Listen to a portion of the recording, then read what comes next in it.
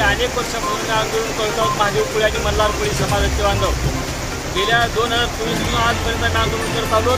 आज या कलेक्टर ऑफिसवर आम्ही उपोषणासाठी बसलो की मराठवाड्यामध्ये ज्या इतर राज्याला जे नियम लागू आहेत आपल्या राज्यामध्ये इतरत्र राज्याला त्या ठिकाणच्या नियमाप्रमाणे आम्हाला देखील असणारे निकष लागू झाले पाहिजेत. आणि तशाच प्रकारे या ठिकाणी मधुकर पिछड असेल किंवा गुरुद्वारे असतील यांना ज्या पद्धतीने निकष लागू केले जातात ते निकष आम्हाला लावले पाहिजेत आणि सुलभ रीतीने जात प्रमाणपत्र भेटलं पाहिजे आणि वैधता भेटली पाहिजे. या मागणीसाठी गेल्या अनेक दिवसापासून आंदोलन करत आहोत. आज मोठ्या प्रमाणात पाऊस पडत आहे. माझा समाज बांधव रस्त्यावर उभा टाकला आहे तरी देखील सरकार या ठिकाणी गांभीर्याने लक्ष घेत नाही. असं होत असताना माझा एक असणारा शिवाजी मेळे नावाचा भाऊ या ठिकाणी जातीचं प्रमाणपत्र न मिळत असल्या कारणाने तो त्या ठिकाणी मृत्युमुखी झाला आहे. करंटला पकडून आत्महत्या केली आहे.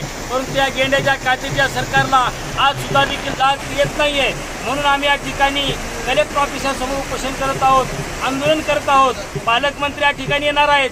आम्हाला 6चा टायमिंग आजचा होता परंतु पालकमंत्री आम्हाला भेट कधी देतील ह्याची देखील आम्हाला या ठिकाणी विचार करावा लागला आहे. म्हणून आम्ही जोपर्यंत पालकमंत्र्यांची भेट होणार नाही तोपर्यंत आमचं आंदोलन या ठिकाणी चालू होणार आहे. अशा प्रकारचं आम्ही या ठिकाणी